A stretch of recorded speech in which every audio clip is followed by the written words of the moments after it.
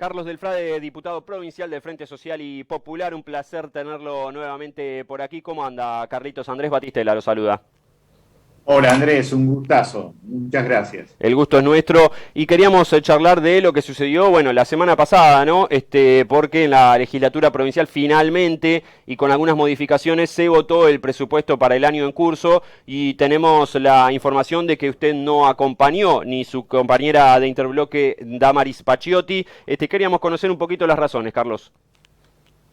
Sí, nosotros ya lo habíamos establecido en octubre, Andrés, cuando recibimos el proyecto de presupuesto. Generalmente nosotros analizamos algo que es el anexo número 3, que es el presupuesto analítico, en donde están las 702 cuentas que tiene el presupuesto provincial, y ahí nos damos cuenta de la verdadera estatura, de la importancia que le da a la política a través de la estatura del numerito del presupuesto. Nosotros siempre decimos que la estatura del número de presupuesto da la verdadera dimensión de la importancia que la política del gobierno le da a los temas. Entonces, Ujú. si te encuentras con 0,12% para el Ministerio de Ambiente y Cambio Climático, 0,12% para el Ministerio de la Mujer, Género y Diversidad, menos del 3% para el Ministerio del Trabajo, menos del 2,5% para el Ministerio de Desarrollo Social.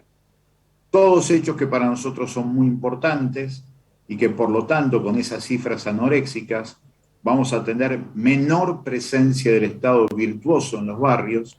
Entonces va a haber más armas, va a haber más drogas y va a haber más violencia. Ujú. Entonces para nosotros hay que dar vuelta a la lógica de cómo se constituye un presupuesto e invertir lo máximo que podamos para lograr que en el barrio algo le compita a la tremenda seducción de las armas y las drogas, para que nuestras pibas y nuestros pibes no entren en esta cuestión de la violencia. Así que una vez más, en mi caso, por séptima vez consecutiva en los 7 años que estoy en la legislatura provincial, voto en contra de un presupuesto que está hecho a imagen y semejanza de creer que la política solamente está para gerenciar los intereses de los dueños del poder económico en la provincia de Santa Fe. Y además, en un país que se hace cada vez más profundamente unitario y que también se expresa en el presupuesto, porque hoy el 64% de lo que va a ingresar a la provincia de Santa Fe en presupuesto va a venir de Buenos Aires. O sea Ujú. que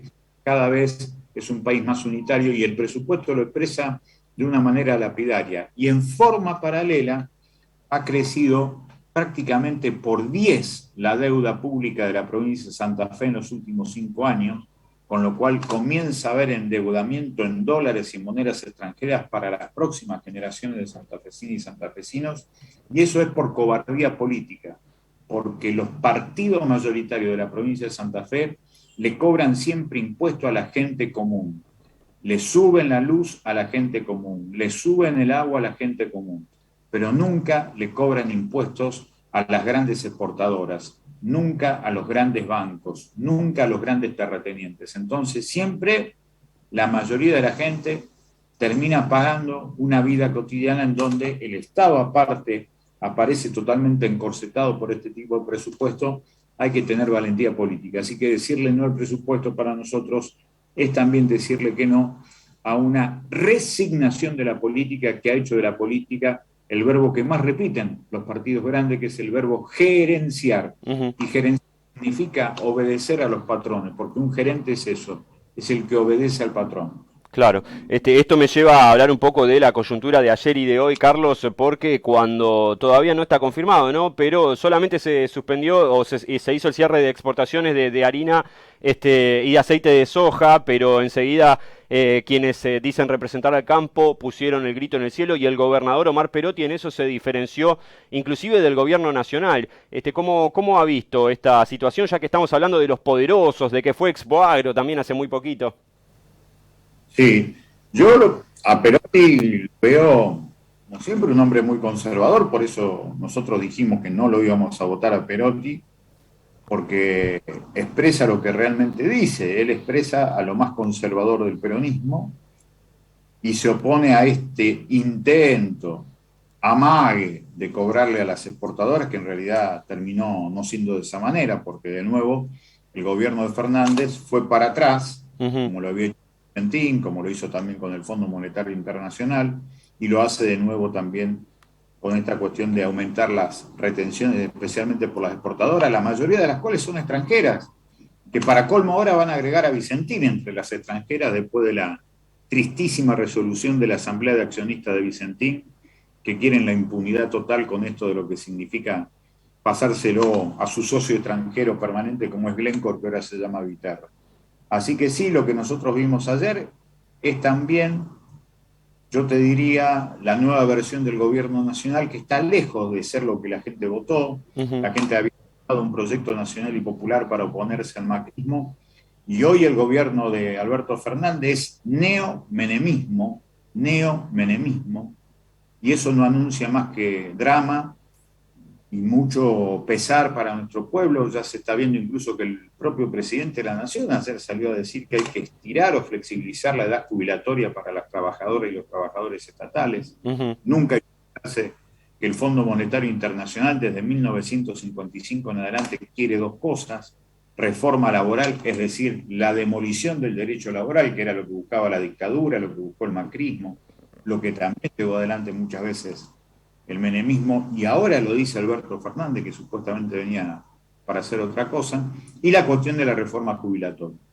Así que me parece que estamos en un contexto de retroceso tremendo, lo nacional y lo popular parece perdido inexorablemente, así que estamos en un momento en donde más que nunca hay que salir a decir que se necesita valentía política para pensar la Argentina desde adentro y no desde afuera. Claro, con esto que me dice del Frade, intuyo, corríjame si me equivoco, que en caso de haber sido legislador nacional usted hubiese votado en contra del entendimiento con el Fondo Monetario Internacional.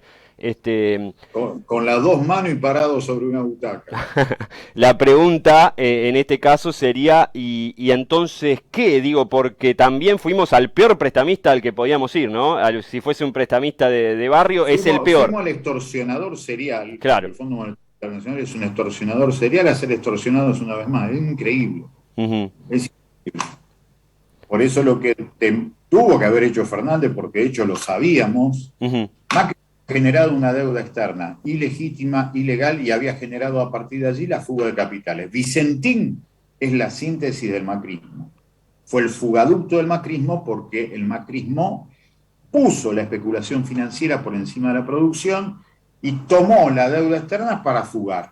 Vicentín fue eso, fue uno Ujú. de los fugaductos del macrismo, para mí el principal. Ahora, Pero ¿qué podíamos hacer, ya lo no? sabíamos eso nosotros. Sí. Nosotros lo sabíamos en el 2019. Desde el 2019 hasta acá. ¿Por qué no fue a los tribunales internacionales a denunciar que el Fondo Monetario Internacional es tan responsable como el gobierno de Macri en este endeudamiento? ¿Sabe lo que hubiéramos ganado, Andrés? En reducir la deuda. En lugar de ser 45 mil millones de dólares, hubiera sido menos de la mitad. Ujú. Menos de la mitad sería lo legal, lo que realmente corresponde pagarle al Estado argentino. Entonces el panorama es totalmente distinto. Claro. Ahora tenemos durante 10 años que pagar el doble, además de la deuda que generó el macrismo, porque ahora con esto se ha generado un nuevo crédito del Fondo Monetario Internacional. Así que me parece que lo que viene ahora es realmente producto de esta nueva resignación. Se le ha garantizado impunidad al macrismo de esta manera, porque se asume la deuda de Macri como si fuera legal, como si fuera legítima, y no lo es. Así que realmente estamos en un panorama muy bravo. Se tuvo que haber hecho eso, se tuvo que haber denunciado en los tribunales internacionales, y hoy la negociación hubiera sido otra cosa. Hoy se le dijo que sí directamente a la extorsión de los extorsionadores seriales, que son los integrantes del Fondo Monetario Internacional. Claro. Y hay otro tema que me viene molestando, iba a decir, que le está molestando a todo el mundo, yo noto inclusive en el humor social, se siente y tiene que ver con la inflación. Lo que yo no puedo entender, Carlos, y lo voy a repetir, lo vengo diciendo hace varios programas, por la guerra en Ucrania sube el precio internacional del trigo. Ahora, acá, en la panadería que me fabrica acá a 2 cuadras, también sube el pan, yo no lo puedo entender. Es una locura, eso tiene que ver con la cultura especulativa que nunca ha sido sancionada en la Argentina, igual que lo del petróleo, igual que lo del gas. Nosotros producimos petróleo, nosotros producimos gas. ¿Por qué al pueblo argentino que produce petróleo, que produce gas, se le vende al precio internacional como si no lo produjéramos?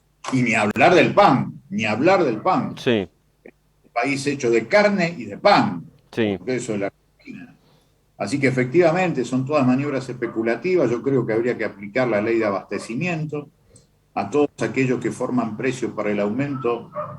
Habrá que empezar a decirles, si ustedes no bajan esto, porque esto simplemente es una especulación para ganar dinero, trasladándole en el precio la tasa de ganancia que ustedes quieren tener a raíz o a partir del bolsillo de la gente, usted puede terminar preso. Creo que hay que ponerse firme para que justamente se bajen los precios, porque al pueblo argentino se lo está estafando de todas las maneras. Lo estafa el Fondo Monetario Internacional y también lo estafa aquel que dice, como está la guerra de Ucrania, voy a aumentar el pan. No tiene sentido. Claro.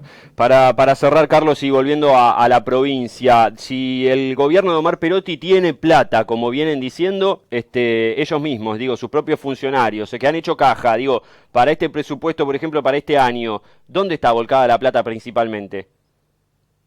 Acá, por lo que se ve, hay mucha cuestión de obra pública, como había hecho el gobierno de Lichis también. Ujú. Ahí hay mucho dinero.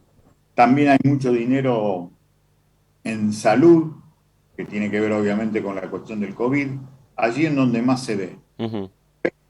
con algunas particularidades. Si vos analizás, que es lo que nosotros hacemos, los porcentajes del enorme número del presupuesto, que son 851.000 millones de pesos, te encontrás con que los porcentajes van reduciéndose.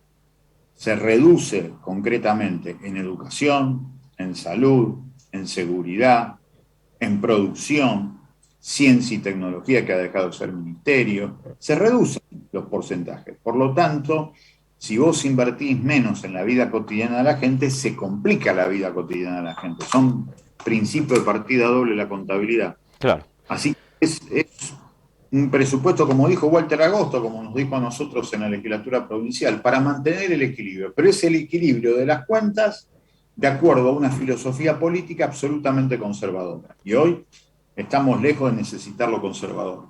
Seguro. Carlos, como siempre, agradecidos por su tiempo. Un abrazo, Andrés. Muchas gracias por esta gentileza. Un abrazo. Hasta la próxima. Carlos Delfrade, diputado provincial del Frente Social y Popular.